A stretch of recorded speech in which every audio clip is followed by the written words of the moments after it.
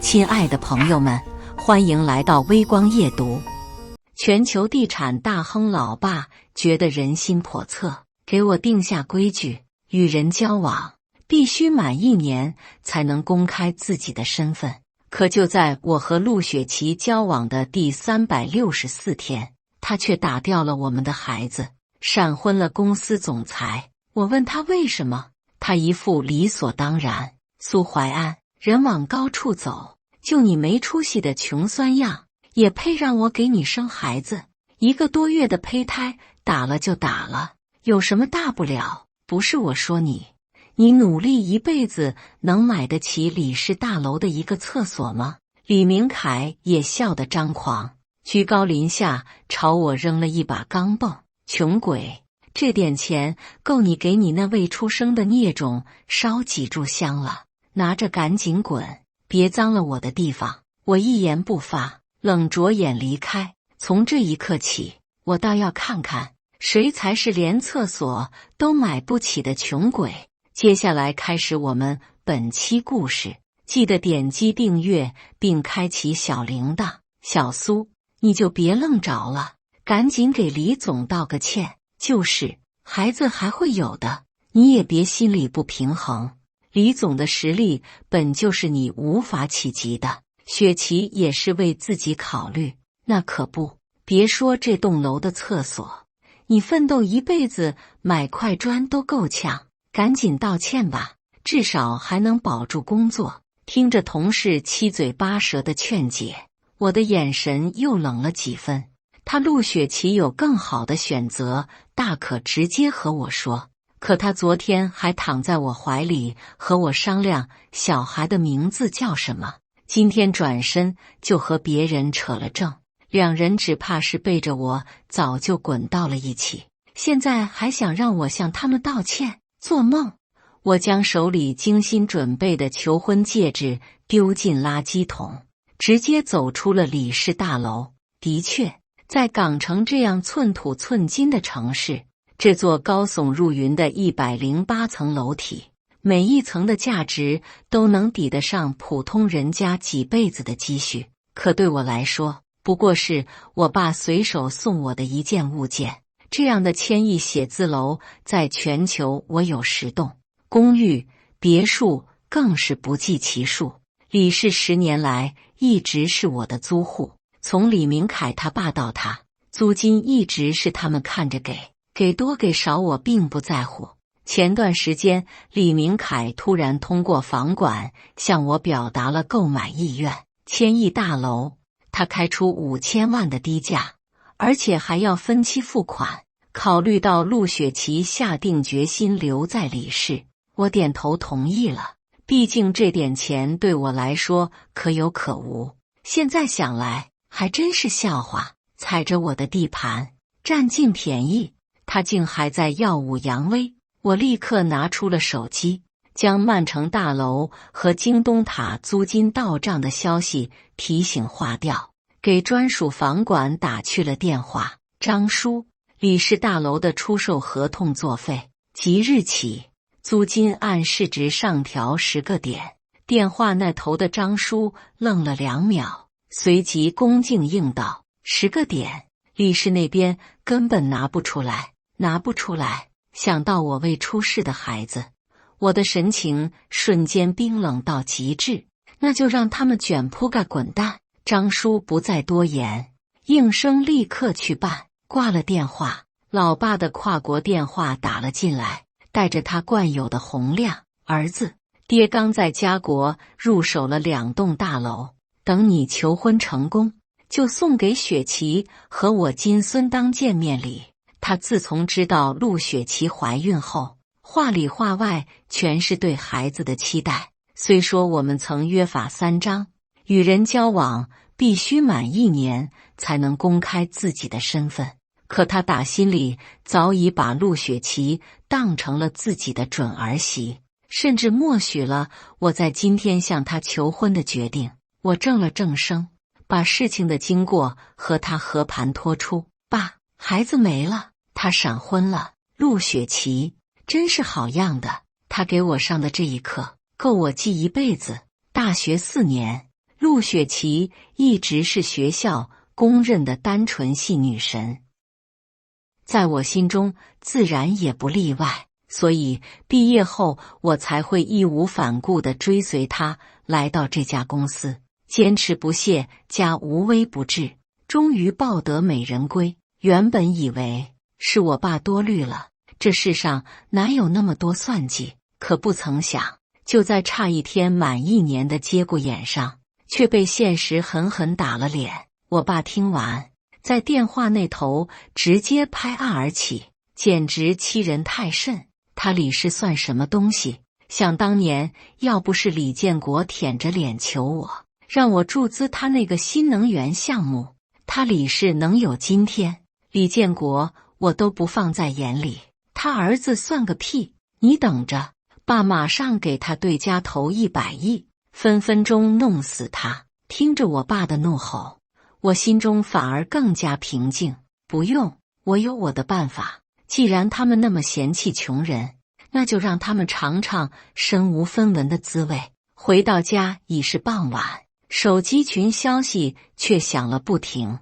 原来是陆雪琪往同学群里发了婚礼邀请函，群里瞬间炸开了锅。几个没细看的同学已经开始刷屏，我就说淮安和雪琪肯定成，恭喜恭喜！毕业时就觉得你们俩最配，甚至有人直接艾特我，打趣我是不是奉子结婚。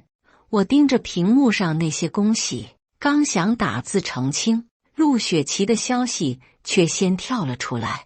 大家别乱说，苏同学是喜欢我，可我只当他是普通同学。我老公是李氏集团的总裁，这证都领了，却非吵着要给我一场世纪婚礼，真拿他没办法。说着就晒出了李氏大楼顶层的奢华宴会厅，婚礼就在这里举办，我老公自家的大楼，希望到时候大家都能来见证我的幸福。话里话外全是炫耀，却将我和他过去的1年撇得干干净净，仿佛我们之间不曾有过一个孩子。那些风花雪月似乎全成了我的错觉。群里的恭维此起彼伏，哇，100多层的地标性写字楼，竟全是雪琪老公的，这至少得上百个小目标吧，也太豪了。看到这条消息，陆雪琪赶紧纠正，1000亿而已，对我老公来说就是小钱。消息停滞了1秒，随即又是恭维之词。哇，1000亿大楼的顶层豪华婚礼，简直牌面满满，妥妥的真爱无疑，羡慕死我了！恭喜雪琪嫁入豪门，以后可别忘了我们这些老同学。这时有人小心翼翼地问了句：“淮安会去吗？”陆雪琪假模假样地发了个问号，直接装傻道：“婚礼就不请他参加了吧？毕竟他刚被我老公开除，当务之急还是解决温饱问题吧。我读书时一直是专业第一，大家都没料到我会混得这么惨，都没再说话。我却没打算藏着掖着，直接甩了个大尺寸倍率的表情包丢进群里，然后退出了群聊。不到1秒，陆雪琪的电话就打了过来：“苏淮安，你什么意思？赶紧把你那表情包撤了。你别以为搞这些小动作就能引起我的注意，我现在是豪门阔太，你和我压根不是一路人，你就死了这条心吧。”见我没反应，他又是一通咆哮：“赶紧撤了，大不了我让你远远地看着我出嫁，圆了你对我的执念。”我懒得再听，冷哼一声，直接挂断了电话。接下来的几天，陆雪琪也没闲着，朋友圈天天更新豪车豪宅、珠宝首饰、美服箱包轮番上阵。李明凯更是被他拉出来当背景板，今天是烛光晚餐的合影，明天是跑车副驾的侧脸，字里行间都是嫁入豪门的优越感。可他却不知道，李明凯早已焦头烂额。张叔将我的消息一下发，他已经连着给我发了数十封邮件，语气极尽讨好，希望我按之前的条件把李氏大楼卖给他。在他看来，这栋大楼早就是囊中之物，毕竟我这样钱多的冤大头最好拿捏。可我态度突然改变，瞬间让他措手不及。而没了这栋大楼做抵押，他连最基本的银行借贷都成了问题。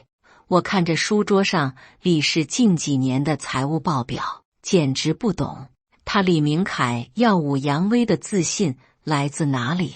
债台高筑，还豪门，打肿脸充胖子还差不多。见我无回复，他又焦急地找来了退居幕后、寄情花草的李建国来给他当说客。他是我的老租户，和我爸也有交集，与我自然是认识的。小苏总，李氏大楼对明凯，对李氏来说真的很重要。李某豁出这张老脸，求小苏总给明凯一个机会。如果犬子有什么得罪的地方，李某代他道歉，还望您见谅。见我没有回答，他又小心翼翼地开了口：本周末犬子结婚，李某已备好主桌上位，诚邀您赏脸参加。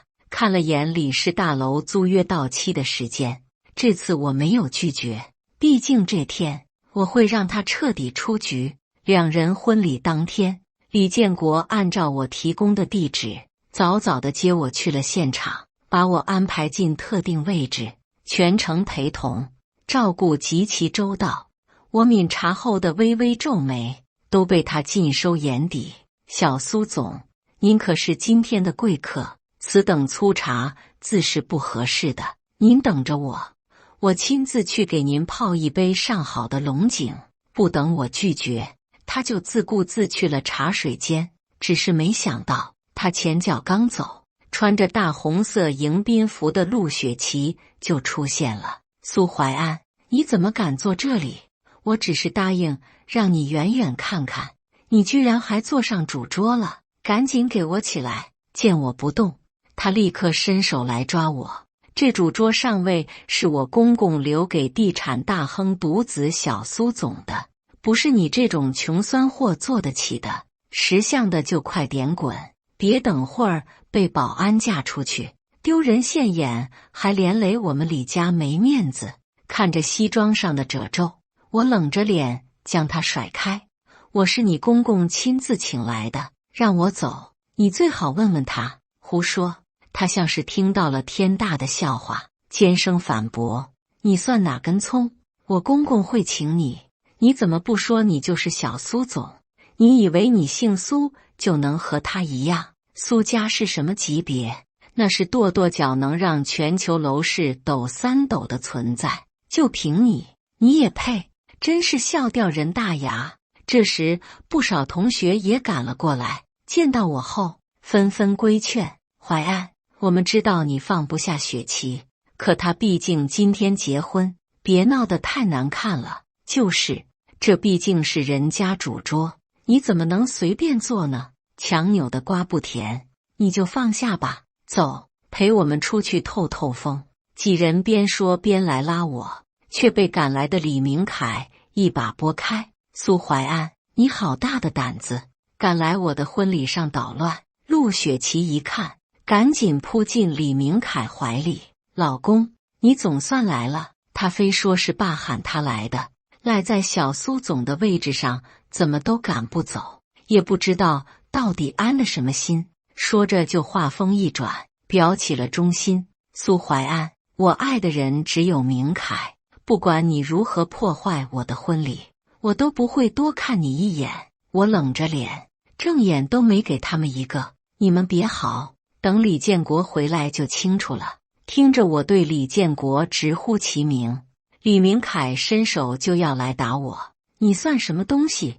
我爸的名讳也是你能叫的，却被我闪身躲开。陆雪琪见状，赶紧叫保镖将我抓住，一杯凉水直接泼在我脸上。苏怀安，你清醒一点，我和明凯已经领证了，你再闹下去也改变不了事实。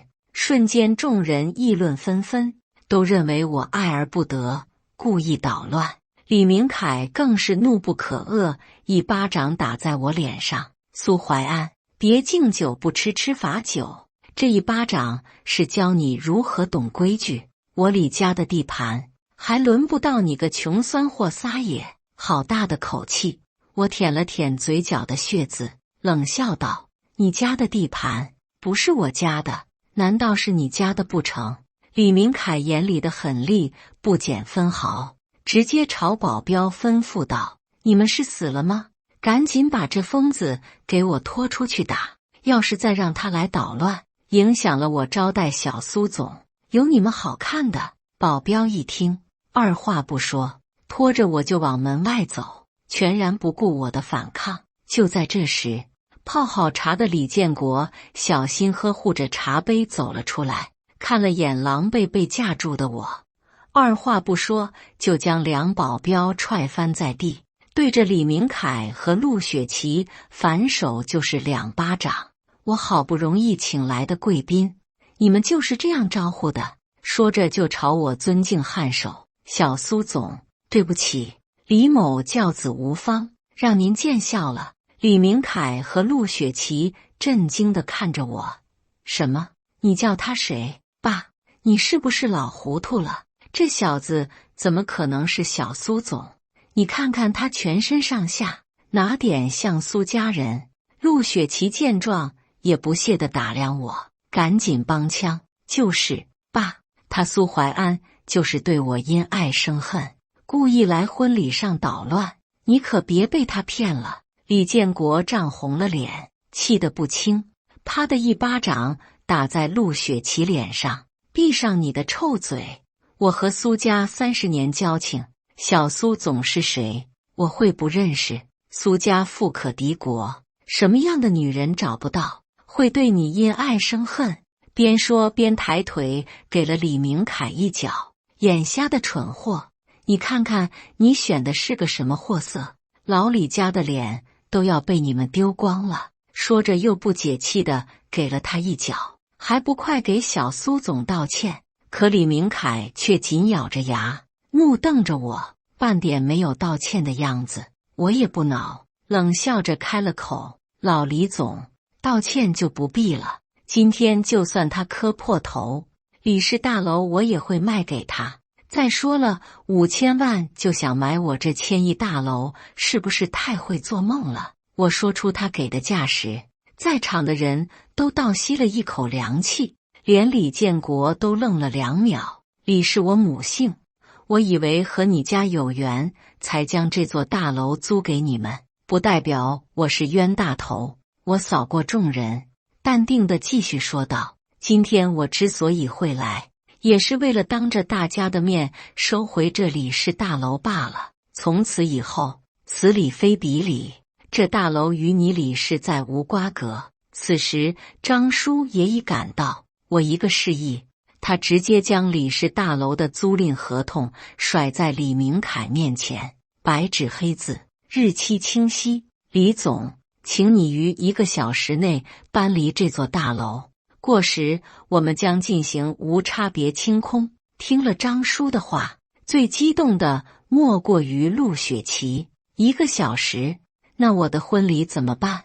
这么多宾客怎么办？说着就推搡起李明凯来。你个骗子，你不是说李氏大楼是你的吗？现在怎么办？怎么办？李明凯却一把推开了他，任由他摔倒在地。滚开！要不是你爱慕虚荣，非要吵着在顶楼办婚礼，会有这些事吗？说完他转身要走，却被推门而入的法院工作者拦住。李明凯先生，你有3笔5000万的借款已到期，由于提醒多次均未还款，现对你提起诉讼。诉讼期间，我们将依法冻结你和你配偶的资金账户和资产。此话一出，陆雪琪瞬间惊慌失措。一人做事一人当，他李明凯欠钱不还，你们凭什么冻结我的财产？你们没有权利这么做。可法院的人立刻拿出相关文件和证据递给陆雪琪。陆小姐，你和李先生目前是夫妻存续期间，据调查，你购买的大量奢侈品以及你结婚的所有费用均涉及欠款，我们的做法合理合规。陆雪琪听后双眼通红，指着李明凯笑出了声。豪门，哈哈哈，假的，全是假的！你这个到处借钱的骗子！李明凯，我要和你离婚！李明凯压根没看他，脸上依然没有慌乱，只是走到李建国面前，有些理所当然的味道。爸，你帮帮我，1亿5千万而已，你帮我还了，我改就是了，你快帮我还了。谁知李建国却一把将他推开。你个不孝子，这些年你到底在干什么？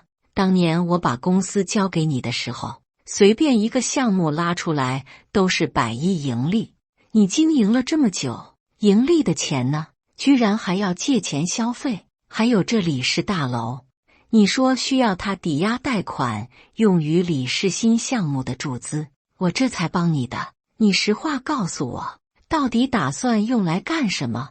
原来李明凯是这样和他爸说的。这次我直接笑出了声。老李总，你还不知道吧？这些年你儿子公款私款混用，以借养借，李氏早就成了个漏洞百出的空壳公司，甚至你们家云顶山的老宅都被他拿来抵押了。现在他是借无可借，所以他才这么需要这栋大楼。说着，我就将李氏这几年的财务报表递给了李建国。李氏无力回天了，你放屁！李氏换个地方照样开。苏怀云，这港城不是只有你有写字楼？李明凯的咆哮被李建国一巴掌打断。你个不孝子，你知不知道，整个港城不只是大楼，2/3的房产都是他苏家的。你搬去哪里？你有钱搬吗？李氏这些资金漏洞，你填得上吗？望着眼前的李明凯，他简直恨铁不成钢。而且没有苏家，我们李氏10年前就完了。你这个蠢货！说完终是于心不忍，对着我满脸哀求：小苏总，求您！可他话还没说完，我就直接摆手制止了他。随着张叔的闹钟铃声响起，黑压压的从门外走进来一队人马。小苏总，1个小时已到，清空行动马上开始。我微微点头，众人立刻开始了清理，所到之处物品不留，全部被扔进了垃圾箱。李明凯见状，终于慌了，扑通一声跪在我面前，紧紧扯住我的裤脚。小苏总，求你再给我一次机会，我李氏几千万的设备、机器全在里面，求你赶快让他们停手。我没有答话，只是嫌弃地退后了几步。谁知他却用力扯过陆雪琪扔向我。不就是女人吗？小苏总，你喜欢就拿去，只要你高抬贵手放我一马，我马上和他离婚。你们要生多少个孩子我都不管。我冷哼一声，抬腿就给了他一脚，随即朝张叔吩咐道：今天之后，只要是苏家地盘，此人一律不得入内。放话出去，苏家不会再和李家有关的任何企业合作。说完，我就直接出了宴会厅，身后传来看热闹人群的窃窃私语：这不就是封杀吗？苏家都放话了，其他企业肯定明哲保身啊。李氏完了，李明凯这辈子怕也完喽。想不到苏怀安真是小苏总，还好我没有乱说什么，不然我也完了。陆雪琪想破天的嚎叫也传了出来：李明凯，你还是人吗？我是你老婆，不是货物，你就这样把我扔给另一个男人？我却半点没停下，加快了离开的步伐。李氏第2天就宣布了破产的消息，被迫清算。李明凯欠债无数，所有资产冻结拍卖后依然无法还清。李建国气得不轻，直接声明和李明凯断绝关系，丢下他再无联系。由于李明凯和陆雪琪成了失信人员，每天居无定所，而且工资及日用都只能用现金，找工作自然受到嫌弃，四处碰壁。至于我，继续做起了牛马，李氏大楼又被我以最低价租给了几家创业公司，日子又这样恢复了平静。谁知陆雪琪却阴魂不散，一个雨夜敲响了我公寓的房门。她穿着单薄的白衬衫，被雨水打湿后紧贴在她身上，完美曲线暴露无遗。一见我就扑了上了。淮安，我被雨淋湿了，让我进去避避雨好吗？甜美的声音，温热的体温，我却觉得异常恶心，赶紧抽出手臂和他拉开距离。别再敲门了，赶紧离开。说完我就要关门，却被他一把拦住。淮安，求你再给我一次机会，都是李明凯这个混蛋骗了我，我们重新开始好不好？我已经和他提出离婚了，你放心，以后我的心里只有你。真是好笑，只有我。陆雪琪，你的心里谁也没有，只有钱，我们绝无可能。我现在看着你都觉得恶心，你不要忘了，是你为了所谓的豪门阔太生活，打了我们的孩子。我们之间隔着一条命，这辈子、下辈子、永生永世都不可能在一起。他却依然不让开。不是的，那不是孩子，才1个月，他还没有意识。淮安，你喜欢孩子，我们再生一个就行了。这次我一定和你好好过日子。我已经没了耐心，语气极尽冰冷。陆雪琪，我只是钱多，但我不傻。滚！说完我用力推开他，直接关了房门。可他却不依不饶，在门外拼命拍打着房门。苏淮安，难道你就没有错吗？如果你不隐瞒身份和我交往，会有后面这些事吗？是你对我藏着掖着，不想给我最好的，这是你的错。我只是想过得好一点，我有什么错？我静静听着，双眸逐渐暗下，不想给他最好的。是我隐瞒了我的身份，可我每个月的工资都是准时全额上交，虽然没有漏付，但是他想要的我从来不含糊，总是通过其他方式送给他，比如免费抽奖抽中的某奈儿包包，街头随机领取的大牌丝巾，以及米其林餐厅豪华体验券。说到底，他想要的从来都是一个有钱人身份，甚至到现在，他也从未觉得自己有何不妥。我戴上耳机，隔绝掉他的声音，话不投机半句多，只希望永远不要再和他扯上关系。李明凯成了圈里的笑话，却不自知，每天穿着洗得不能再皱的衬衣，到处拉赞助，想要东山再起。而他去的地方，大部分都是我苏家的地盘，没办法，他只能成天口罩不离身，甚至特意伪装。但他有几斤几两，早就在商界传开，自然无功而返。陆雪琪提出离婚后，更是激怒了他，直接将他关在屋子里，不是打就是骂。你他妈敢提离婚，老子就杀了你！我有钱的时候，你装货的东西哪样不是我买的？现在我没钱了，想甩了我去过好日子，没门！再见他俩是在同事的生日宴上，那是一家极其平民的 KTV。陆雪琪被李明凯堵在墙角，单手死死抓住他的马尾。妈的，老子让你陪徐总喝个酒，你摆什么脸色？老子拉不到钱，都他妈怪你成事不足，败事有余的蠢货！你以为你还是黄花大闺女吗？矫情个什么劲儿？说着又态度一变，威胁似的拍了拍陆雪琪的脸。王总马上过来，给我乖点儿，知道吗？边说还边将陆雪琪的衣领往下拉了拉。你不是最喜欢某牌的包吗？把王总给我陪高兴了，给你买。陆雪琪满眼愤怒，李明晓，你这个人渣！我怀孕了，你他妈还让我来陪酒，你到底是不是人？却在抬头的一瞬间与我四目相对，他眼神飞快躲闪，尴尬至极。李明凯也看到了我，伸手捏住了陆雪琪的下巴，被迫他与我直视。谁知道你怀的是谁的种？是某个旧情人的也说不准。偷偷爬上有钱人的床，你又不是没试过。陆雪琪红着眼眶，拼命躲闪，狼狈不已。李明凯，放过我吧，我懒得再看。拨打报警电话后，进了包厢。